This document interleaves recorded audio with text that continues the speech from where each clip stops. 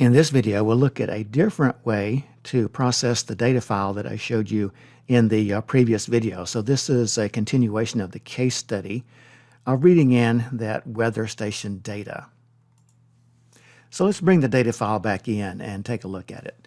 So here is the weather data, and I've made the font bigger so that we can see it more clearly. And what I want to do this time is I'm not going to read in an entire line and process it with the string processing functions. In this approach, I'm going to use the input buffer operations in order to read the data from the file.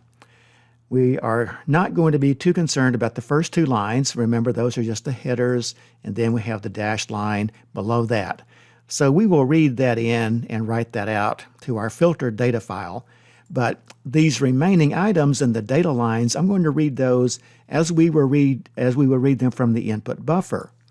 Now, in order to do this, we have to be very careful. We have to be able to count exactly how many things we need to read in. We need to know how wide these fields are, and we do.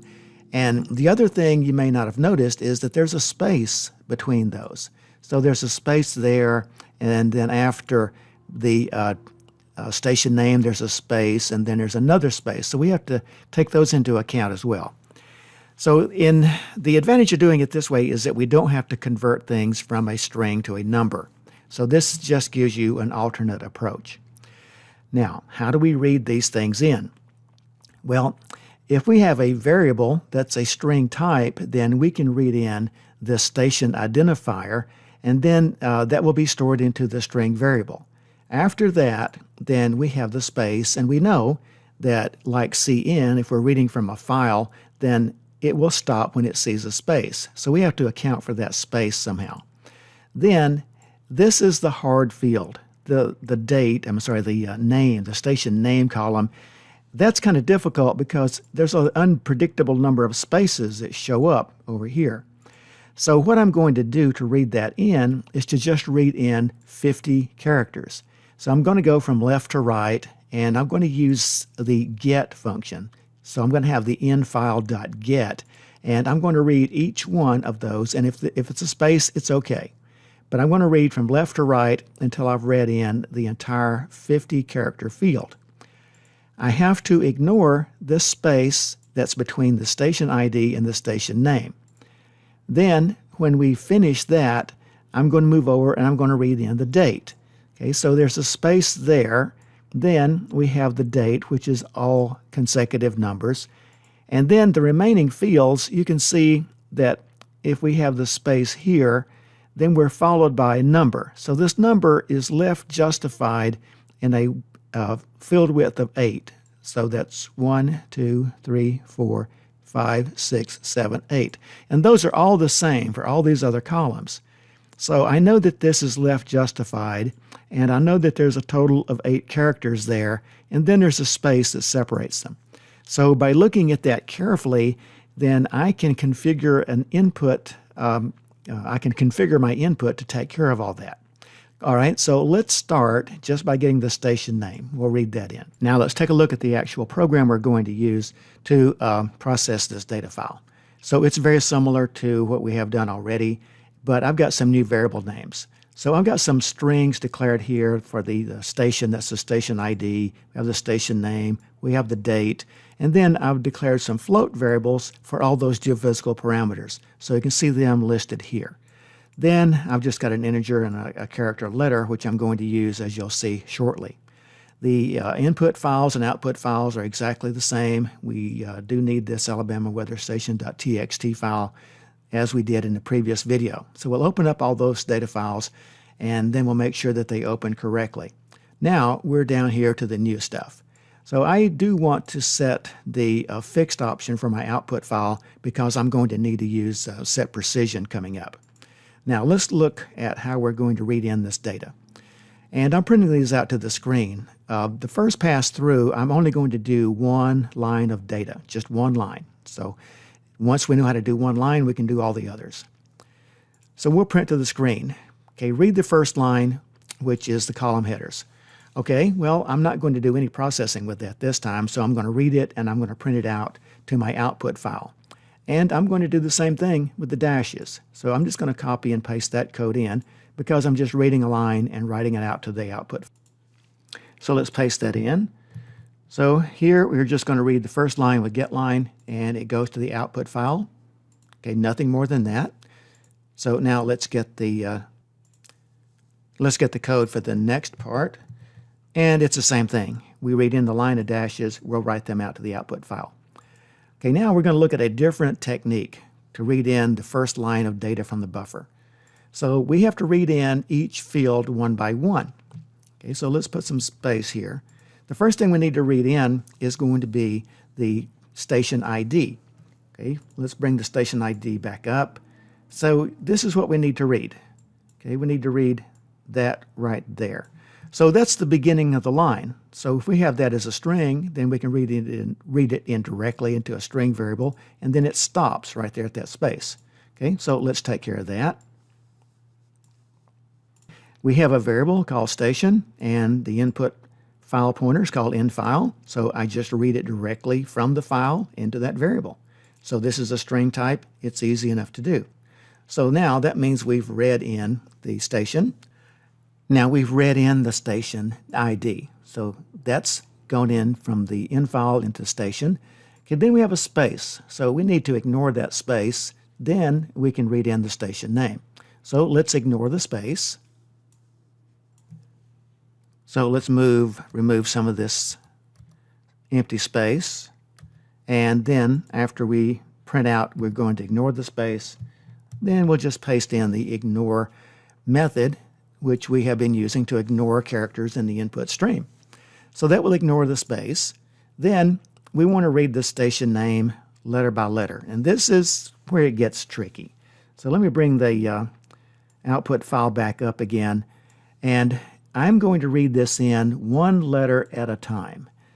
And that's about the only way I know how to do it because of the way this changes. I don't know how many words there are going to be for the station name ever, and I don't know how many spaces there are going to be.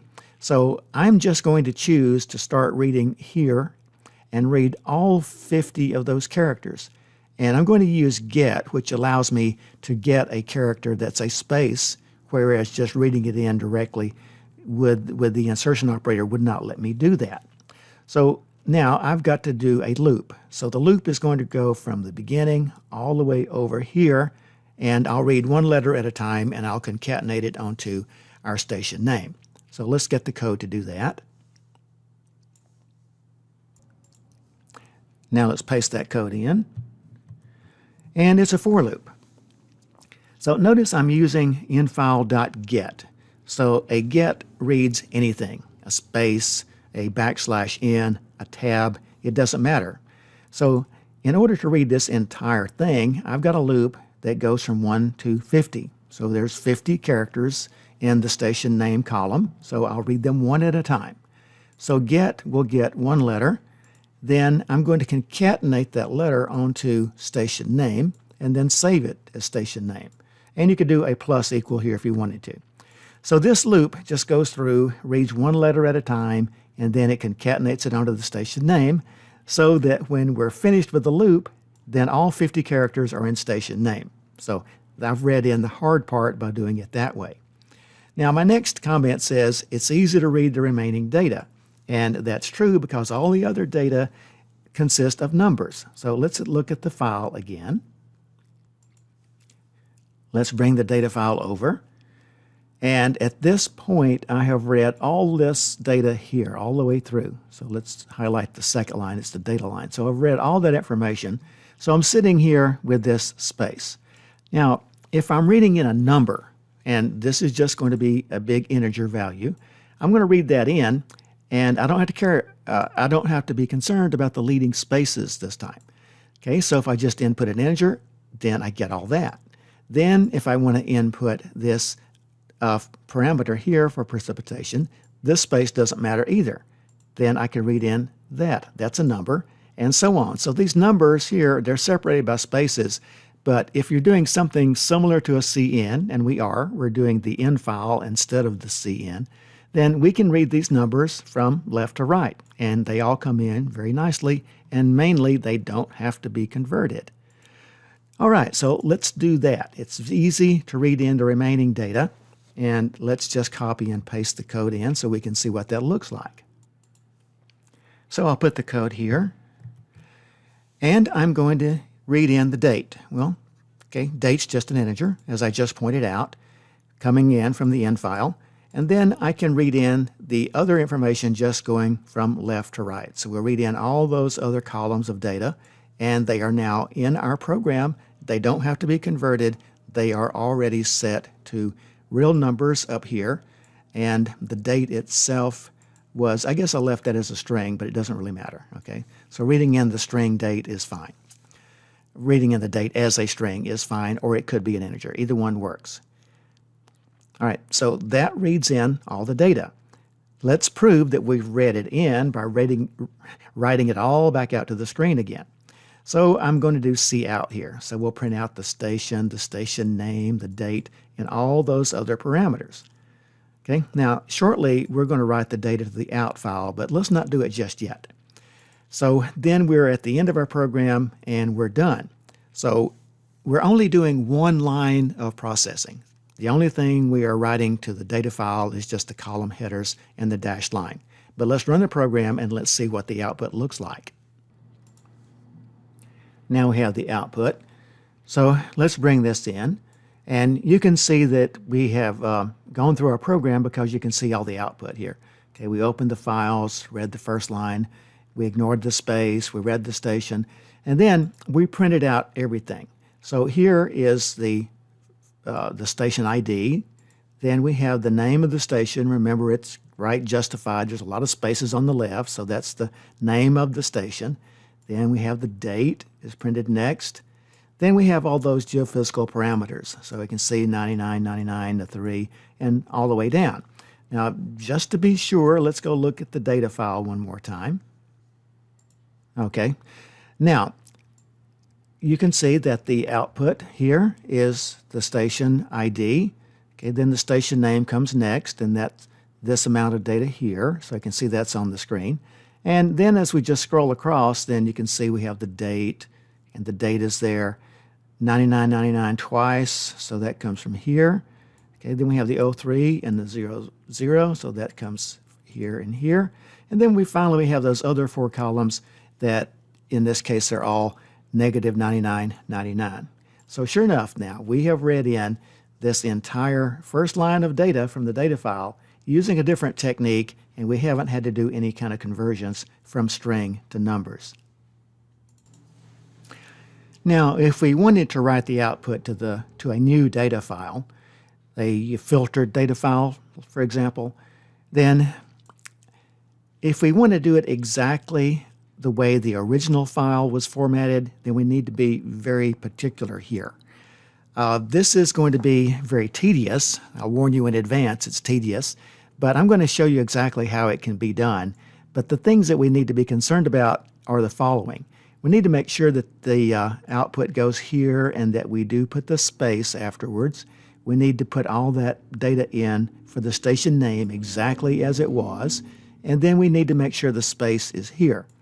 The other thing that's kind of weird about this is that when we get over to these data items you see here, then that's 8 spaces, but the data is left justified. Okay, so we have 8 spaces and the data is left justified. And in addition to that, we have these extra spaces in between. So we really have a total of 9 spaces here, but this is going to be left justified and match up with that first dash. The other thing is when we're writing out the precipitation and the snow, there's a precision of 2 here, there's a precision of 1 there. So if you look at the format of that output very carefully, and it's likely to take some trial and error, but if you do look at it very carefully and write your output correctly, then we can exactly match the output of the original file. So I want to show you the output that was necessary in order to do that, and I'm just going to copy it and paste it. So I'm going to go get that and paste it in. Well, here is what you need in order to do that. Okay, so this code here will take care of it. So we are writing out to the out file, and the first thing is the station ID, so we write that, and then we have to put the space after that. Okay, then the next thing we write is the station name. So we have 50 characters that make up the station name. Then there's a space that follows that. Okay, then we print out the date and then the space that follows that as well. Now, once we get past that, we have these remaining items here, all of these guys. And they're just floating point numbers. So they're all output in a width of 8, and we have to set the precision. So they're either 0, in the case of a few of these, the precipitation, we had a precision of 2, the snow depth with a precision of 1, and all the rest of them are precision 0. And there's a space after each one.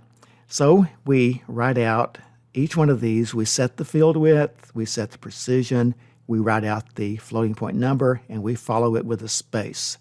So that's how we get the format to match up exactly.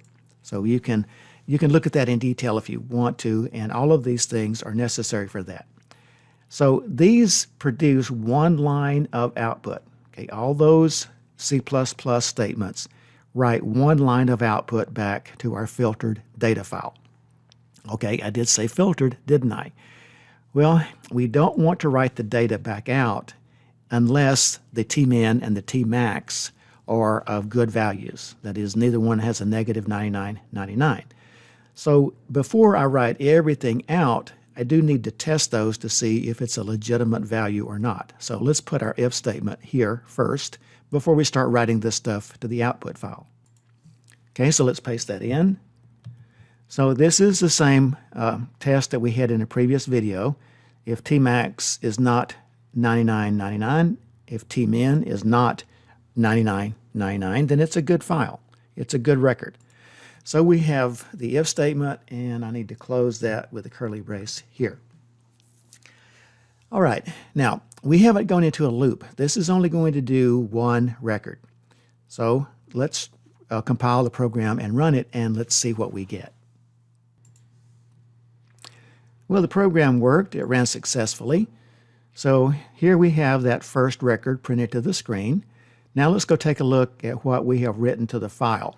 Now I can tell you already that we didn't write a data record to the file because the tmax and the tmin were not good values. But let's look at the data file anyway. So here is our output file, and in this case we only had the first two lines. Okay, so we wrote out the headers when we wrote out the dashed lines, but we only processed one line of data and it wasn't a good line, so there's nothing else written out to the output file. Now, to complete this program, we just need to put all of these C++ statements into a loop. So we needed all of those to do one line of data, one data record. So now, if we put that in a loop, we can process the entire file. So after we have read the column headers and the dashes, then we're ready to process the data file. All right, well, let's put this right here. We're going to read the first line of data. Okay, so that is going to be right there. So here is where we will put our loop. So we'll do a Control V to paste that in. Okay, so here's the while loop. That's the beginning of the while loop. And now we have all of those statements inside the loop when I put a closing curly brace at the very bottom. Okay, so let's put a closing curly brace down there. Now, you may wonder, what am I doing with this? Okay, station name is set to the null string. I need to do that because when I go back and read in the next record, I want to start with an empty string for the station name. And if I don't reset it when I'm going through this for loop, I will continue to concatenate more data onto that, and it will get bigger and bigger. So make sure you make sure that you do blank out this before you come back to the top of the loop.